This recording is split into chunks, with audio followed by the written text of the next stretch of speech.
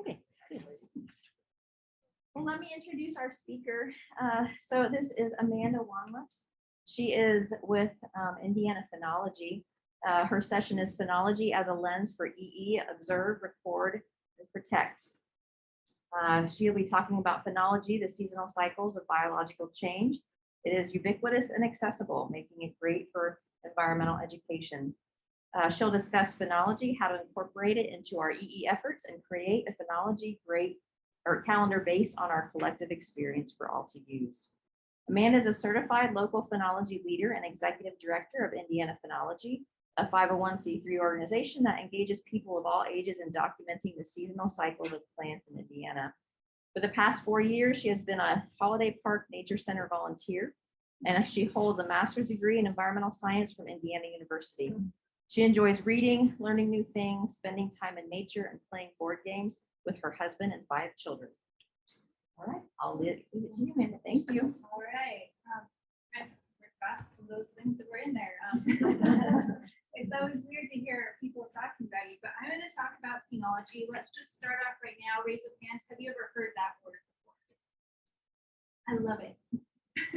Now, next question, because I'm curious. How long ago did you hear that word? How long have you known? Like 5 years, 10 years? Awesome.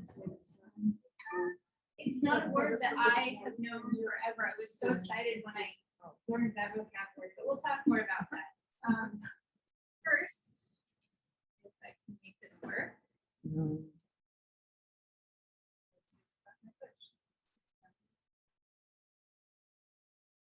Just was working here. Let me see. Swear it just worked.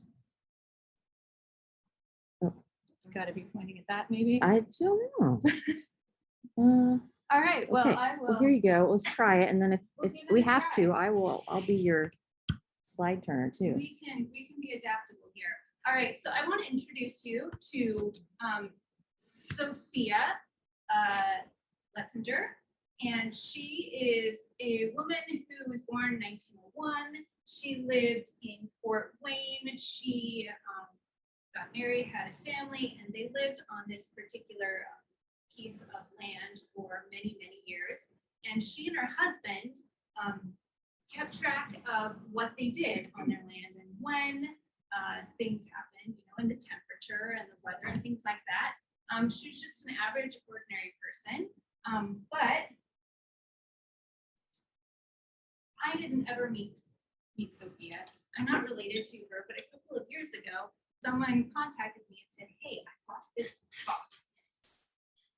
box, and it has 15 years worth of journals that Sophia kept that has all this information in it. Do you want it? And I'm like, absolutely. That's super awesome, super exciting. And so it has in it what she did on each day, 15 years worth of her life. So not only is this an awesome record of a very interesting ordinary woman, but it also has what was happening on their land.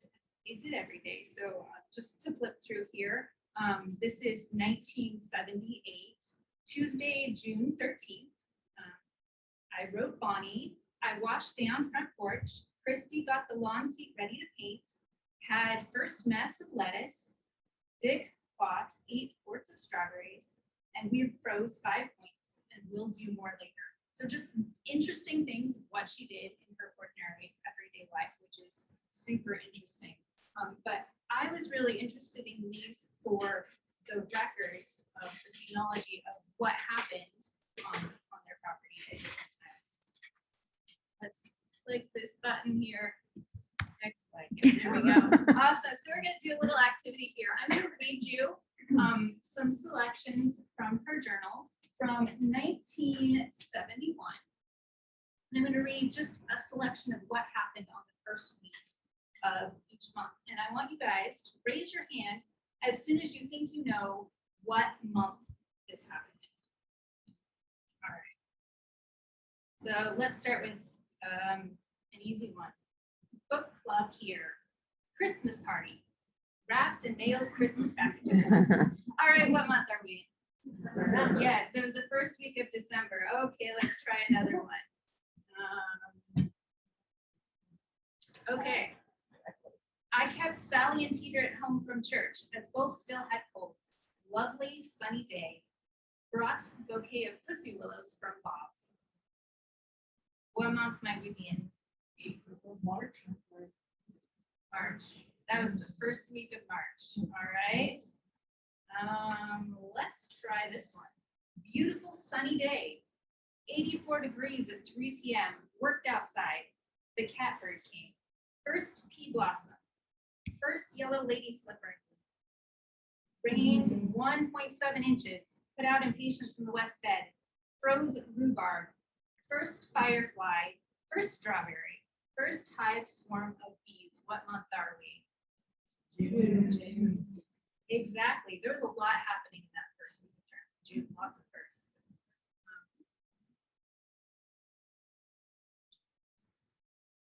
I like this one. This one you might not be able to guess, but yesterday, heat record of 1922 tied, 84 degrees at 1 p.m. Went to 87 degrees later in the day. Any guesses on what month that might be? July or August. That was October. Oh. Yeah.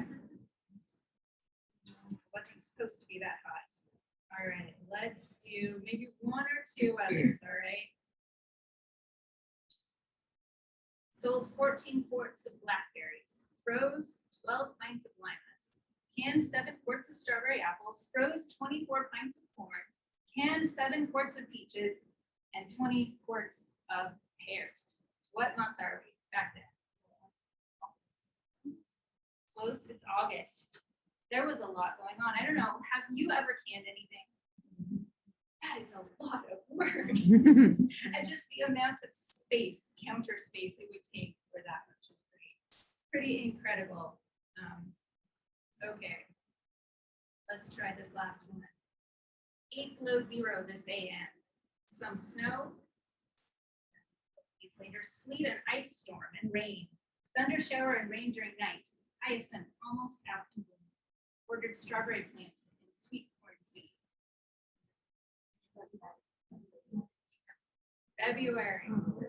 February, yeah. All right, so how is it that we are so able to quickly identify what months these things happen, just from the short description? Yeah, seasonal changes. There are different things that happen at different parts of the year and different times of the year. It has to do with our climate. It has to do with the weather, the temperature, the plants and animals that are around. And as with the one that I started off with, December, there were no nature things in that particular one. But even as humans, we have these seasonal and social cycles of what we do at different parts of the year. And let's go to the next slide.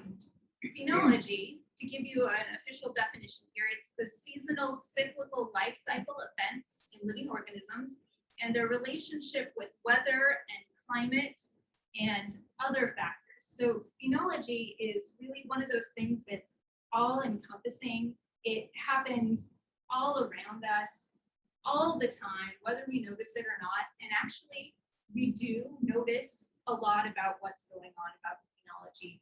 Often it's just sort of in passing, oh, I see some beautiful green leaves today. Oh, I see this new flower that wasn't there last week. Oh, this thing happened. So it's one of those things just sort of pervades our life, and it gives context to what is happening. Pay attention to phenology. So what, next slide, what does phenology look like? I just got this in the mail not too long ago. This is the 2022 calendar for outdoor Indiana. This is what phenology looks like in January, February. And just immediately from this image, it evokes a different time of year. We know where we are and in the year just by what's going on, because the year looks different. That's phenology. It takes us through the cycle life cycle of all sorts of different plants and animals. I love this one. You're not going to see this one for quite some time.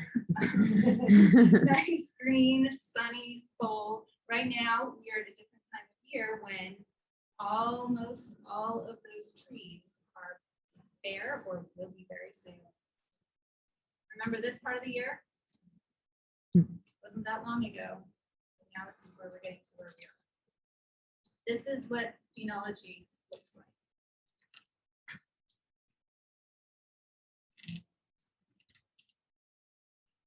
We've made it to the end of the year. So phenology is those cycles, those things that are different at different times of year. Next slide. Phenology happens everywhere. We have seasons in Indiana. Not everywhere has as distinct seasons as we do visually, but phenology is happening everywhere. Things are coming into being. They're giving birth. They're starting to grow. They're germinating. They're growing up. They are developing. They reproduce. They die. The cycle of life is happening all over, everywhere, all of the time. Okay, next slide. All the time. So things that are phenology, we've got nest building, we've got leaf out of trees, we've got flowers blooming, we've got migration, emergence, leaf fall, all of these different life stages. That's what we are talking about. All right, this slide here. Why is phenology important? There are a lot of reasons. We've got the human-centered reasons, and then we've got the non-human-centered reasons. But the environment and the conditions that are immediately surrounding a living organism really impact the timing of its life cycle events. And the presentation that was in here just before me, some of you may have been in there, it talked about climate change. If there are changes to the environment or changes to the climate, that changes the timing of these different life cycle events because it changes those conditions in which an organism finds itself. And then those changes to the phenology have other impacts. So they impact the interrelated components of an ecosystem, but then they also impact the humans that depend on those ecosystems. Ways that we use phenology or phenology impacts us. We can use knowledge of phenology to make predictions and understanding the species and ecosystems and their timing, their life cycles, all of the interactions that can lead to better management decisions. But if we go down on another lower level that doesn't revolve around human interests, it's that life and that web and that interconnectedness of things that phenology is really central to. We can talk of the example of a lovely bird that migrates. It depends on worms and insects in its breeding grounds for to feed its young, and those insects feed on the trees that are in that area. And if a tree leaves out earlier, or if those insects start coming out earlier, and that bird comes in, migrates to its breeding grounds, and those insects are not available, that impacts its survival, and things just get off. It's problematic, and it cascades these effects. Let's go to the next slide. So anyone can observe phenology. This is my youngest daughter. I think she's adorable. And I go weekly to observe the phenology, to document the phenology at a park near me. And until she started kindergarten this year, she was my buddy. And so she was actually here observing phenology with me. But you don't have to be going out and doing this officially or formally observing phenology. It's something that we do just as we walk through our daily lives. And no special equipment is required to observe phenology. You just need your eyes, your ears, your senses, and a little bit of nature.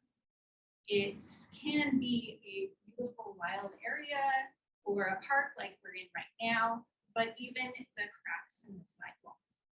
There's life that's going on there, and there are life cycles and things to observe, and timing and interactions and things that are going on there. So it's everywhere. You don't need any special equipment. And like I said, we can observe it with all of our senses. So if you think sight is the obvious one, we see things, it's what jumps out at us. But we can use our ears to observe and hear changes in nature. So for instance, I think of the sandhill cranes that migrate over my house. There's nowhere near me where they stop, but I can hear them. And usually I hear them long before I see them through the trees that go over my suburban neighborhood. You can think of crunching leaves. That's one of my favorite things about the fall. I like go out of my way to find that leaf in it. I love the sound of the crunching leaves, and I also love the smell of fall. It's those leaves, once they're on the ground, it's just that smell. It's nothing any other time of year. Touch, you can observe and different phenology with touch. I'm a plant person, so most of my examples are going to be plant related. That's okay. But with leaves, they feel different depending on what stage in their life cycle they are. So those young new leaves are really soft and thin, and as they mature and become life size or full size, they are thicker often. The coloring is different, so there's even a feel to these life cycle events. And the same thing happens with the animals. Insects, there's always something to see or feel. Okay, so let's go to the next slide. I've been talking about is something that's just all around us all the time that we just kind of live in. And if you think about when in the curriculum, the formal K through 12 curriculum, you talk about seasonal changes. You don't talk about that so much to middle schoolers and high schoolers. It's kind of something that's more focused on younger kids and preschoolers. Seasonal changes are something that's big at that age, but we can always look deeper, and there's always more to see and more to learn and more to understand about any given topic, and phenology is a lot like that. So I'm trying to decide if I want to go to that next slide yet or not. All right. So here's the question. We all are adults here. We all have been around and seen a few things. And I'm assuming that we all are interested in the environment, obviously, or we wouldn't be here in this room today. So that makes us all experts, right, on phenology? Okay, so dig around in your memory. Who can tell me what tree starts to lose its leaves first in the fall? This shouldn't be that far back in the memory, right? Walnut, black walnut, royal walnut. Cottonwoods. Yeah, good answers. Awesome. All right. So which is the first tree to look bare? Generally, it's those same ones that start to lose their leaves. There's an Ohio Buckeye that I watched, and it's pretty much empty of leaves long before even the sugar may go right next to it, even starts to change color. Okay. What's like the last tree to lose its leaves in the fall?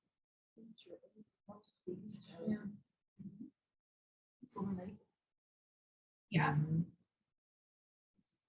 I can see you guys have some good experience and knowledge here, and I think that's awesome. We'll use that in a minute. Okay, what about like the fourth or fifth tree to start losing its leaves? That's a little harder, right?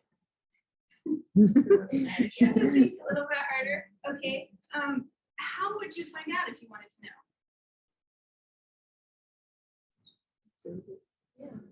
Yeah, you could search around for some records where somebody had written it down, or you can keep track yourself. All right, let's go to that next slide now. All right, so I said no special equipment was required. You can keep your own records in your little date book like this, along with everything else in your life. But I want to introduce you to the way that my organization keeps track of phenology. And we use a program called Nature's Notebook. It is a program of USA National Phenology Network, and it has a web portal and it has a free app, and all of the data that's collected goes into this national database that has over 10 million records right now and counting of plant and animal phenology data. Some of their data goes back to the 50s. They had a lilac project where there's lots of information there. But what I love about this is it's super easy, it's free, and the way it asks you to collect the data is it asks you a series of questions, and your answer is yes or no, or I'm not sure. How easy is that? So I showed you my daughter. She can answer the questions. When she was just 4, she's like, yeah, I see the leaves on that tree, Mom. Put that yes down. So it has questions like for plants, like I told you, I'm a plant person, but there's similar questions for animals, insects, birds, some fish, reptiles. There are, I wrote down the number for you. There are about 1,400 different species that you can observe using Nature's Notebook, and the data is freely available. You don't even need to give them an email address or anything to download their data, which is pretty awesome. So breaking leaf buds, leaves, increasing leaf size, colored leaves, falling leaves, flowers, open flowers, pollen release, fruits, ripe fruits, and recent received profit of things that we're keeping track of. We are documenting phenology. With animals, it's things like what activity they're engaging in, things about their development, things about their production. To imagine. All right, let's go to the next slide. The way we do this is we go out once a week. We visit specific plants that have been pre-selected. We search for animals in that given area, and then we answer our yes/no questions and submit the data. It's pretty easy, and I love it. So let's go to the next slide. What do we do with the data? Why do we care? What does phenology data matter for? We're trying to collect baseline phenology data, documenting what's happening now so that we can see the change over time. Because we know our environment is changing. There are a whole host of reasons that our environment is changing. A lot of them have to do with what we as humans are doing. Development is a big one, climate change, all those sorts of things. But we want to document what's happening now so that we can say, hey, look, this is the impact we had, this is the change that's happening. And we engage students, individuals, and groups, and partner sites in collecting this data. But this isn't about me. It's about phenology, the data, and how we can use it for environmental education. So let's look at some of the data. That's the next slide now. All right, so I said phenology, we can think about it as seasonal change, that third grade level maybe, but we can also dig deeper and we can explore different species and how their life cycles are different from one another. So what we have here is along the bottom, you can't see it, but that's a calendar, January through December. And we've got 3 different lines here. When you see a colored slash, that means we observed that particular thing happening. If there's no slash, that means it wasn't happening at that time. So the top line is leaves. We saw leaves on these 2 plants. The middle line is we saw flowers at any particular stage of their development. And the bottom one is there were fruits at any point in its development. So what you can see immediately from looking at these phenology calendars is that these 2 plants have very different life cycles. We probably could have pulled that out of our brains. Virginia bluebells, that's a spring thing, and it kind of goes dormant, and then you don't see it for most of the year. And that's what we see in there. So you can tell that, I should know, like March or May is about when it ends, end of May and beginning of June is when it's done for the year, and then it comes back again in the spring. And then contrasting, we've got this milkweed here, and it doesn't come out, it doesn't start its life cycle until about May, April, May, when it starts popping up out of the ground. And then we can find it clear until into December, when there's still those fluffy seeds in those seed pods. They're starting to disperse or finishing up their dispersing. So by looking at phenology data, you can look at how they're different, how they've adapted to different ecological niches. Let's go to the next one. Another way that you can explore this data is looking from year to year and making comparisons. So this right here is redbud. Redbud is a spring flowering tree. It's that pink magenta tree that's kind of smaller. And you see it in the spring is when it mostly is noticeable. So on the graph on the left here, this was 2020, and the middle is the point in time where it had flowers. And then you can look over here at this second graph, and this has 21 at the top, 2020 and 2019, and it's just showing the flowers there. And you can see that from year to year, there was different timing.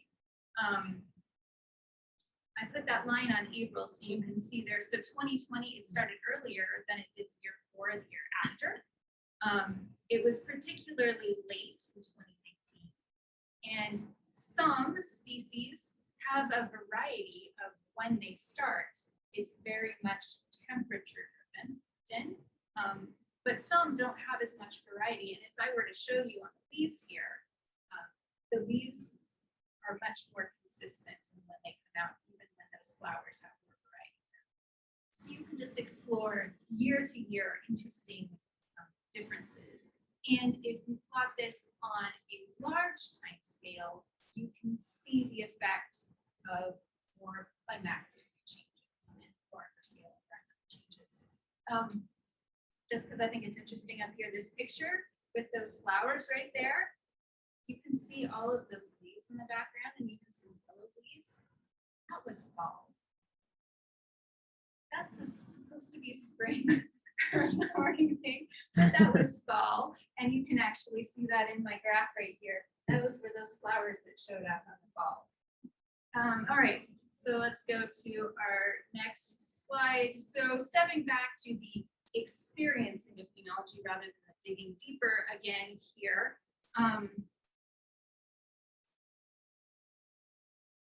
This is really that stage where phenology shines as a lens for environmental education, because you can go out at any point in time during the year and there's something new to talk about, something new to see, and you can tie what you're seeing to a whole variety of different environmental concepts. And you don't even need to go outside. I think some of our environmental educators are like in a classroom and you don't always have the opportunity of going outside. You can look out a window or you can have pictures. But I mean, if we look out right now, we can talk about falling leaves. We can talk about dormancy. We can talk about migration. We can talk about a whole bunch of different concepts. If there were squirrels running around, you know, talk about why they're so busily collecting all those nuts and what they're going to do with it and what happens if they can't find enough. It's one of those topics that's really, it's what's happening right now. All right, let's go to that next slide. So what is a lens? I talk about phenology as a lens. Depending on the lens you use, your experience of the world changes. It changes what you see, what you notice, what you hear, what you give attention to. I don't know if you've ever had that experience of suddenly learning something new. You're like, oh, I know what that tree is now. And then you see it everywhere. It's once it changes how you see the world. So a lens is also related to the purpose of an activity. I think of going outside in my yard to see what needs to be done. That's a very different experience of my yard than going out with my kids to play. I engage with the world differently depending on what the purpose of the activity is. And phenology is one of those things that gives you an opportunity to go out and experience the world in a different way. So it really can act as a filter or a framework or a theme. And awesome thing about phenology as a theme is that it changes all the time. So it can be your theme right now, but you know what, it's going to be different next week or next month because of what's going on. All right. So next slide. Phenology is really useful because it's easy to grasp. It's right there. It's immediate. It's part of our consciousness. It's ever present. It's always changing. We talked about a lot of that. But it also gives context to what you're seeing. So those preschoolers that we talk about seasonal changes, that's on one level. But when you start talking about the whys of what you're seeing and why what happened now is connected to what happened before and what's going to happen after, it's kind of like going outside and you can see things. You can read an augmented reality type thing. I had an experience once where I went out with a birder who was super experienced, and they were telling me things about what they heard or what they saw, or I'm like, how did you know? We're like 6 feet away from each other, but you saw something that I didn't see. And that's because I didn't have that same knowledge context. I'm not a bird person. And I didn't have that knowledge. But when you use phenology as a lens, that really connects you to the life cycles of plants. And then the awesome thing, getting back to my friend Sophia, it tells a story. And there's always room for a story in environmental education. Okay, so next slide, we're going to do an activity here. I have a room full of people with awesome information, background, experience, so I'm going to use you to create a phenology calendar. We're going to capture some of your experience and knowledge. So pass these around, take one, and hopefully you have a pen.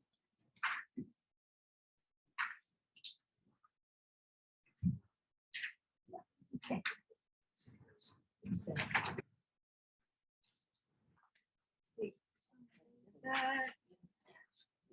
I'll take.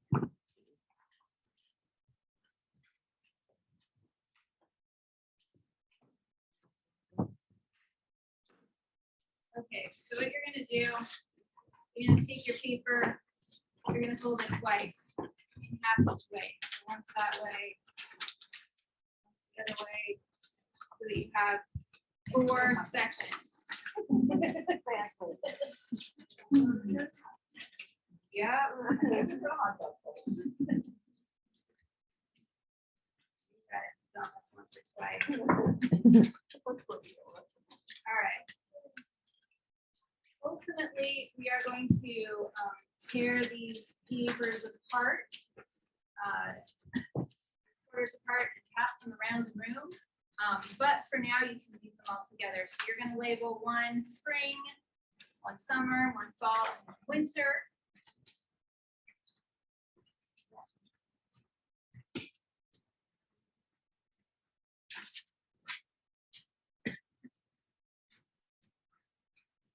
And what we're going to do is we're going to start writing down what we know that happens at different times of the year. If you have a specific date or month or part of month that you know when that thing happens, write that down. But if not, just put it in its appropriate seasonal category. All right, so what I want you to do first is think of 3 things that say spring to you. And I want you to write those 3 things down.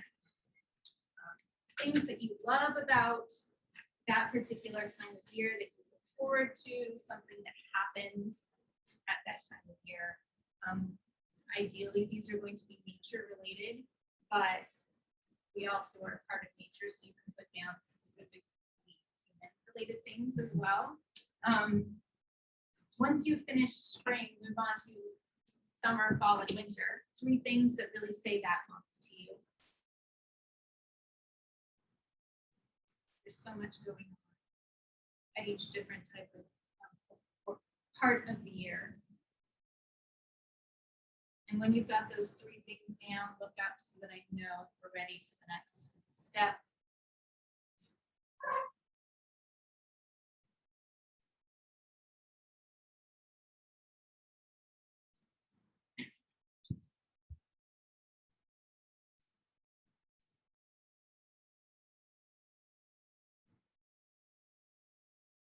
I think of spring, I think of those red buds blooming, I think of magnolias, all of the plants popping up. When I think of summer, I think of hummingbirds, the cicadas, fireflies. I think of late evenings around the fire and the bats flying overhead. I think of fall, I think of the asters and goldenrod, sandhill cranes, the goldfinches that visit my home flowers. That's the only time of year I ever see goldfinches in my yard.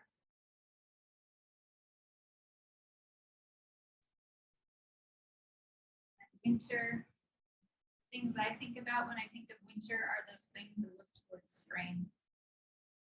Skunk cabbage, watching those buds begin to swell and getting ready to burst open.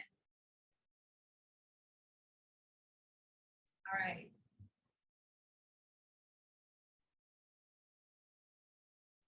Now that you've got those things down, think of things that show that a season is about to change. So write down those things that signal the ending of the season, or the signal that the next season is about to begin, those beginnings and endings.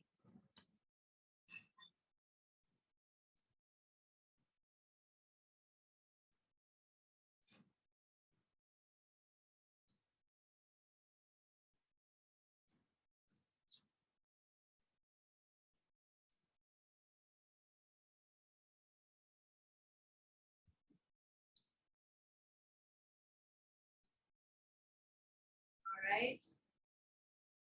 Things that you can only find at a particular point in the year.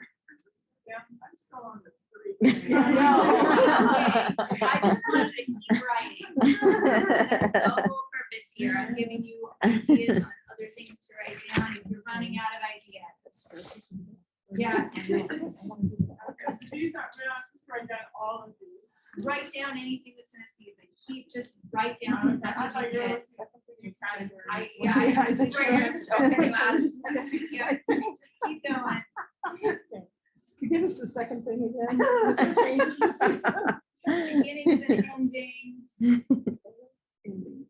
Changes. things that really stand out at a particular time of year. You can keep writing as long as you need to.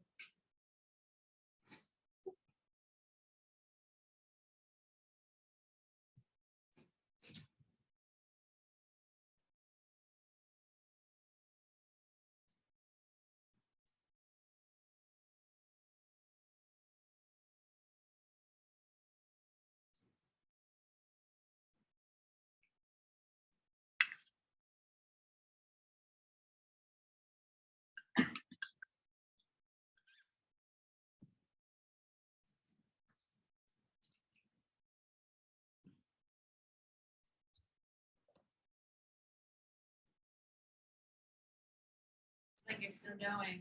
If you're running out of ideas, Do. you can widen it to maybe thinking of invasive species. What are their seasonal cycles? Because we have quite a variety of invasive species that have invaded our ecosystems, and their particular phenology, their seasonal cycles has an impact.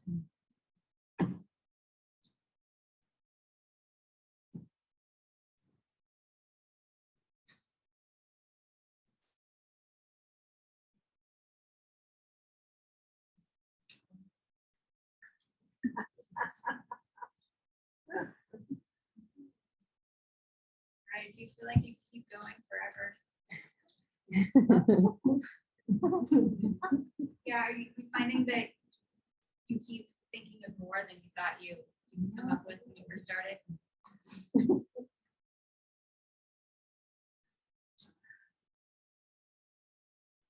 All right, I don't remember if I threw this one out, but things that you can only find at a particular time of year.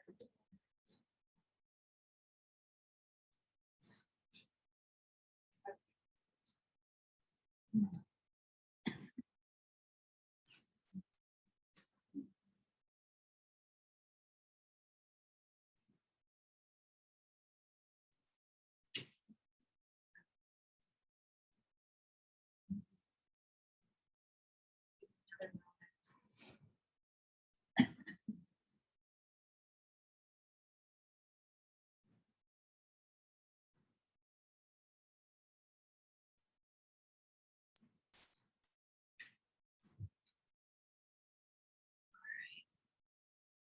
So let's share a little bit of what you've written down, things that we all know.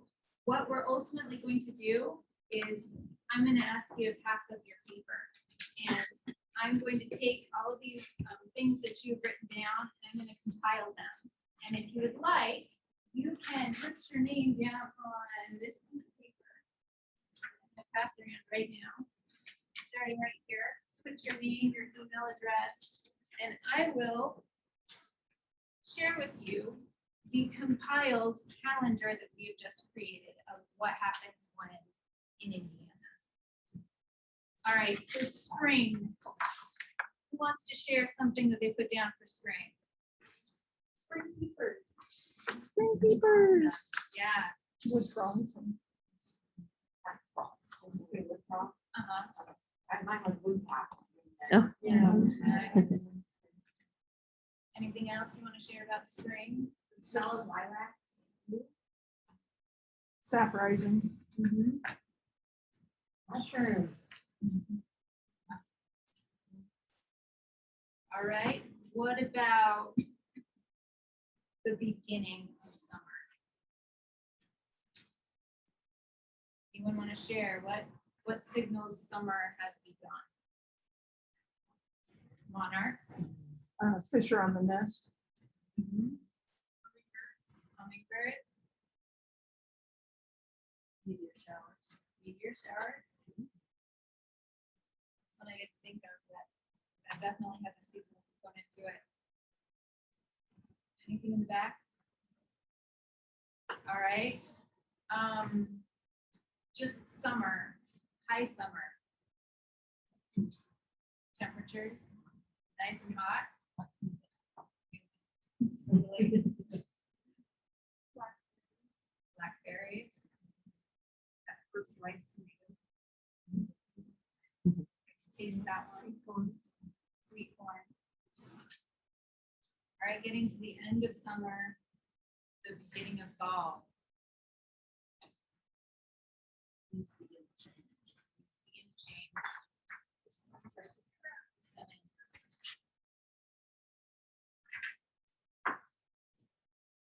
Deer and rut. Yep, getting some animals in there. All right. Moving to the end of fall into winter. Fall. Fall. Witch hazel. Or snowfall. Snowfall. Birds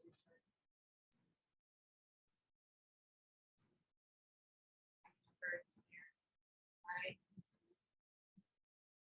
And that brings us full cycle back to spring. Now, my experience of that activity was that you guys came up with things that I hadn't thought of. And I'm really kind of excited to look at your papers and to put everything together in one, so that I can experience or gain from your collective experience. Go to the next slide. What it'll end up being like is something possibly like what we've got over here where it says October, kind of in sequence, the different events that would occur. This is something that you commonly see in the context of bloom times. So like over on this side, we've got, here are the different flowers, here's that peak bloom period. This one even says location. But that's what I'm going to do is I'm going to compile what you've got here and then I'm going to share it back to you. If you go to our next slide there, go to the next one after that. So how can we use this? How can we use this phenology calendar that we have created? We can use it to point out seasonal events. One thing that I love when I go to particular nature centers is where there's a phenology display. I love when there are flowers that they picked that week, setting out there, or when there's a board that says what I should expect, or when there's something fun and touchable, like those seeds and nuts. So having some sort of seasonal display is one way that you can bring phenology into education. Next slide. Here's another example of how you can use this. This was from Holiday Park, 1998. They shared these calendars with me. They just had like a desk calendar that sat on the front desk and they asked people to write down what they saw. And that is an awesome way to capture information and to engage people in a way that they might not think of engaging with and sharing it with you. Super simple and basic. Go to the next one. You can use it to make predictions. You can have your, here's what normally happens, or here's what happens one year, and then you can talk about when would we expect to see something happening based on past experience. What season do we see things in most, or when would we expect something to happen? Going to the next slide. You can specifically take people out and engage them in looking at what is happening at a particular point in time. These are some school groups that went out and they were specifically looking at the phenology, monitoring the phenology, but it's also something that can just happen in the course of whatever topic you happen to be discussing. At the place where I volunteer as a naturalist, we take the kids out on hikes and we point out what's going on around us on that hike that related to the classroom lesson that they've just had. Pointing out the phenology that's going on and connecting it to those topics like life cycles or predators and prey or whatever it is. This connects to most of our topics, and it's something that is a different way of experiencing teaching. And again, you can do the same type of thing in the classroom if you're not going out. You can bring it in. You can bring pieces of what you see outside into the classroom. You can use it to explore math concepts and data concepts and graphing. This is one where they were again doing some monitoring, and they'd go out and they'd write down on their paper data sheet what they saw, and then they'd come back and they'd mark it on here. And one class, one field trip's time would just be one sliver of right here, but they could see what all of the other years, or what all of the other classes that had come on other days, what they had done. And they could put what they saw that day in context with what they would have seen if they had been there in the spring or a different time of year. So it's a way to connect this moment in time to the bigger picture. All right, next slide. And just this is kind of a summary of what I just went over. Connect now to last week, to last year, to the other direction, to the future, making predictions, making comparisons, and really highlighting those interesting things about a given moment in time. And use it as a context for discussing what is going on right now. And again, I always say stories make a huge difference in being able to make a connection. And I think that brings us to the very end. That is my email address there. If you happen to think of phenology related things that you didn't write on your paper and you want to share them with me, that would be awesome. If you happen to know where there are records like this that you want to share, I would love those. One of the things my organization is doing is trying to collect these and find a way of sharing them out so that it's available to everyone, because phenology data isn't really accessible. But I know there are people all over that are writing it down in their little notebooks, or there are nature centers that are collecting this information. And if you would please pass up your papers, if you really are attached to your particular paper, go ahead and take a picture of it before you pass it up. And if you would like a copy of that calendar when it's created, make sure your email address is written on that piece of paper. And thank you.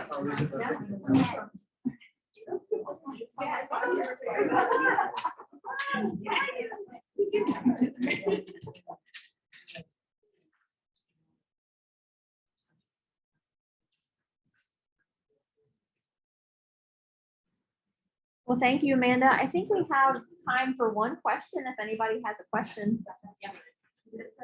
Yeah.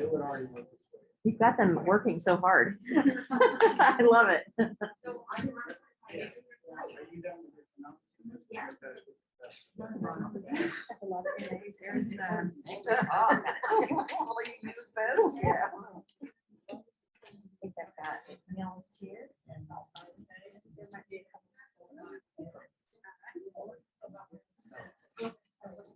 Okay, well, I don't think we'll have lots of conversations. Thank you very much, Amanda. Thank you, everyone. We've got networking.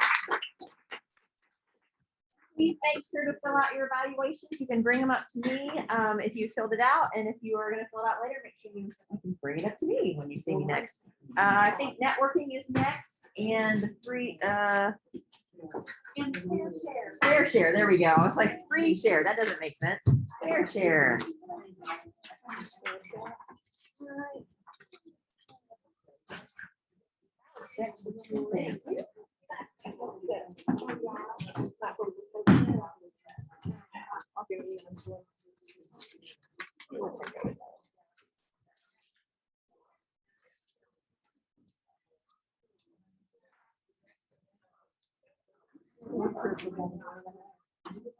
Here.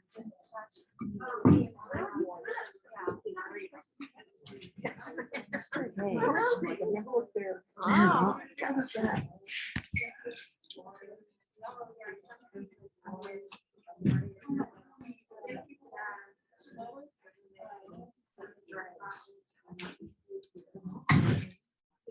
All right.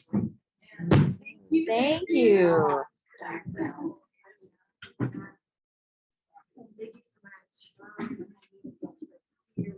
much.